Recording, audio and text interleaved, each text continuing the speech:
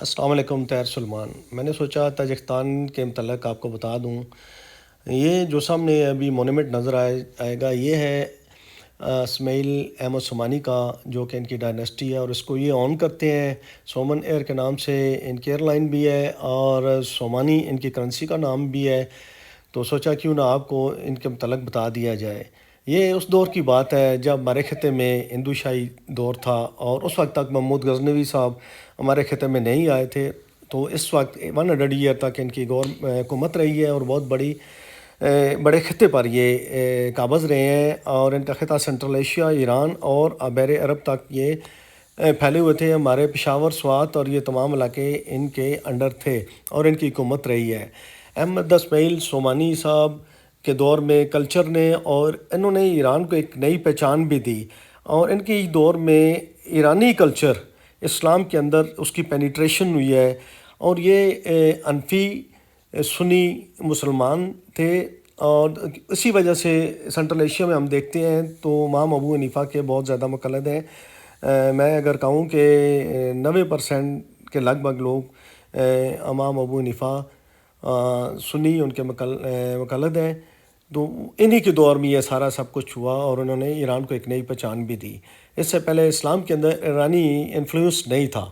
بہرحال یہ انہوں نے اپنے اس پارک کے اندر ایک بہت بڑا یہ پارک بنایا ہوا ہے، اور اس کے اندر انہوں نے اپنا نہ صرف کلچر، اپنی تاریخ، اپنی ساری چیزیں اس باغ کے اندر، نہ صرف یہ ہے کہ دنیا سے مختلف علاقوں سے لا کے انہوں نے یہاں پر درخت پودے بھی لگائے ہیں۔ میں نے بھی پاکستان سے 2016-17 میں 2 پودے خانپور کے اسپیشل قلم ہوئے میں نے بھجوائے تھے۔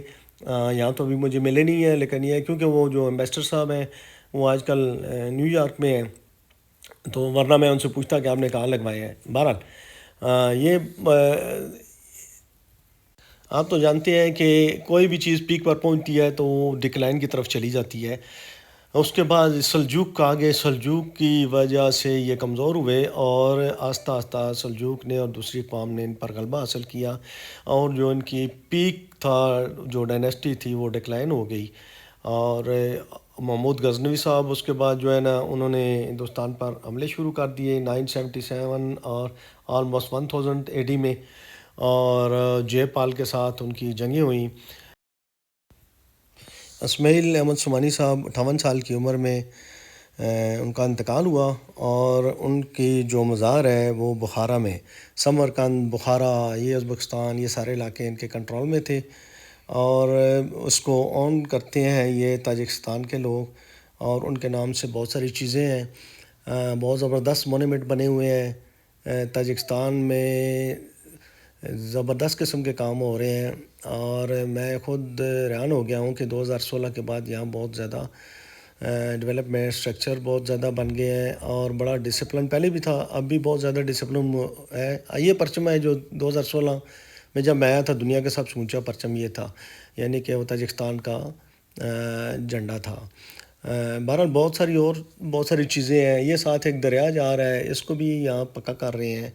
اچھا، میں بتا رہا تھا کہ ہمارے اس وقت کے دور میں یہ ہمارے علاقے میں ہندو شاہی حکومت تھی، راجپوتوں کی یہاں حکومت تھی، جے پال ہو گیا، یہ لوگ ہو گئے، اور اس وقت تک اسلام آیا تھا۔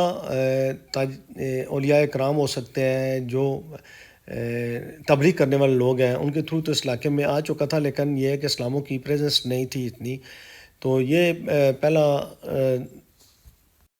اور اس سے یہ بھی ثابت ہوتا ہے کہ اسلام جو ہے پہلے سنٹرل ایشیا میں پھیلا، اور پھر اس سے یہ بھی ثابت ہوتا ہے کہ پہلے جو ہمارے علاقے میں اسلام آیا ہے، یہ گلگت تنزا کے راستے سے اس علاقے میں محمود غزنوی سے بھی پہلے اسلام آ چکا تھا، اور لوگ سیدھا مسلمان ہو چکے تھے۔ یہ بہت خوبصورت باغ ہے، اس میں دنیا بھر سے انہوں نے، اور خوشبوئیں ہیں، گلاب کے پھول ہیں، مختلف قسم کے چرند پرند، اور صفائی ستھرائی کے بہت اعلیٰ نظام ہے، اور یہ انہوں نے ویل مینٹین کیا ہوا ہے تمام چیزوں کو، اور زبردست طریقے سے اس میں اگر آپ شام کو یہاں چکر لگائیں تو بہت رونق ہوتی ہے، کیونکہ ہمارے پاس وقت نہیں تھا، تو میں نے میوزیم بھی دیکھنا تھا۔ میں نے سوچا کیوں نہ وہ میوزیم کے سامنے یہ سارا جو ہے نا، یہ گارڈن ہے، اور مونومنٹ بنا ہوا ہے، مختلف قسم کی چیزیں ہیں، اور رونق زیادہ شام کو ہی ہوتی ہے۔ اچھا، جو خراسان میں آتے ہیں ان میں ایرانی ہیں، تاجک ہیں، فارسی بان ہیں، ترکمان ہیں، ازبک ہیں، پشتون ہیں، ہزارہ ہیں،